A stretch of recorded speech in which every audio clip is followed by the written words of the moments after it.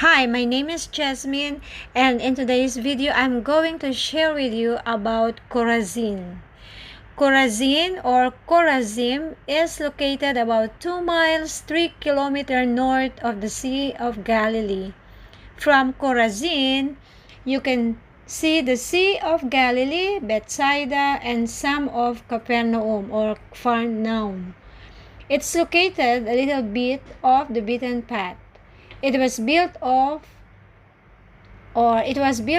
of black basalt stone, which was common in the Galilee area. The construction of the homes in Chorazin are quite well preserved and show how the home where Jesus lived in Capernaum might have looked. The walls of the homes consisted of stone, and the roofs were of either mud bricks or branches and leaves. This area is very dry, and the water supply was essential for sustaining life in this town. A spring is located on the northeast side of the town, which was the source of the city's water in addition to the cisterns under the houses. In the time of Jesus, Chorazin was about 15 acres, 7 hectares in size, and had an estimated population of around 500 to 1,000. Historical background: Chorazin was one of the three towns, Chorazin, Bethsaida, and Capernaum, which made up what scholars call the Evangelical Triangle.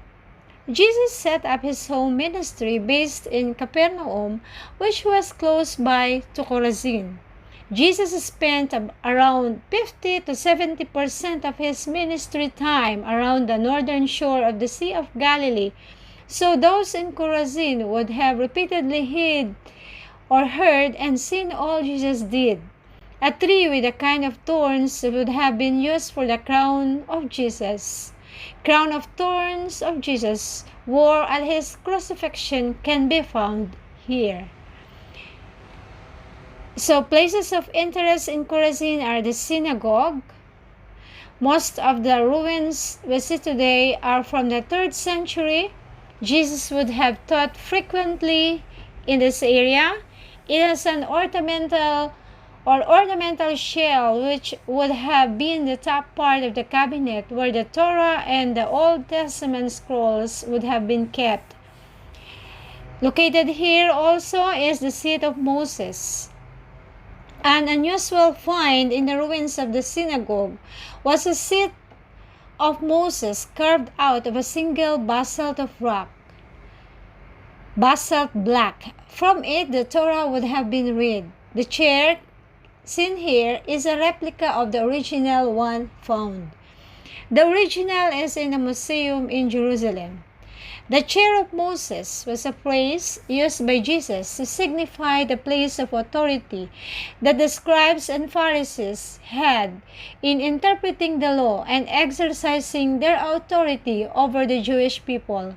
The synagogue measures about 50 feet by 70 feet, 15 by 21 meters in size. There are also floral decorations, human and animal figures, and surprisingly, a well-preserved Medusa.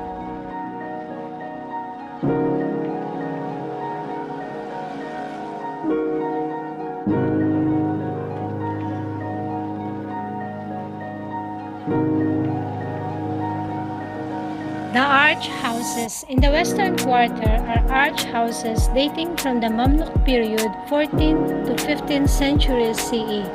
The houses were built in the Hauran style on foundations from the 4th century CE. Two of the arch houses survived almost to their original height.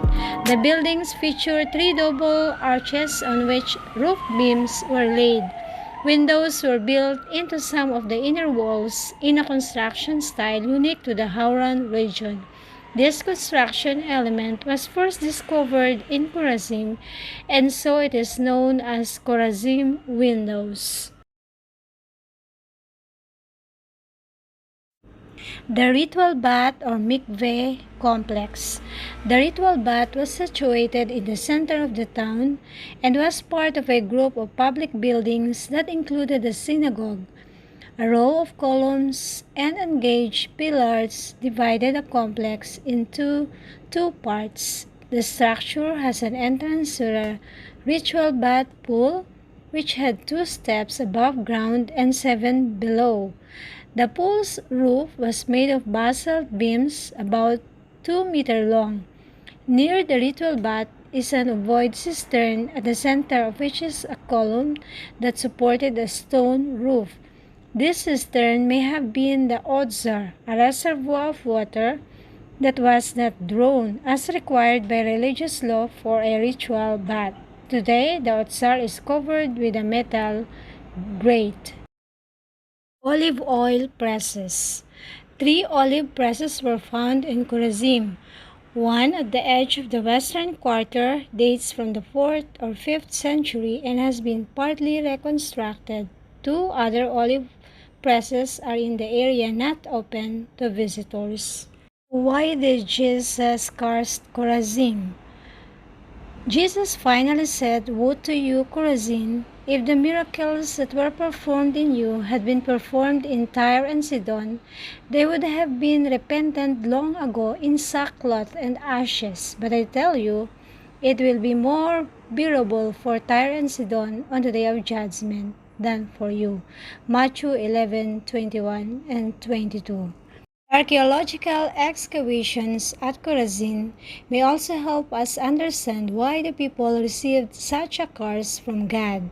Although it obviously happened some generations after Jesus, it is truly interesting that the descendants of these people would allow a Medusa to be built right into their synagogue wall. Its presence betrays an assimilation with the Greek and pagan practice of the time. We know from other sources that this assimilation was going on in Jesus' time and actually as early as Maccabean period in the 2nd century BC.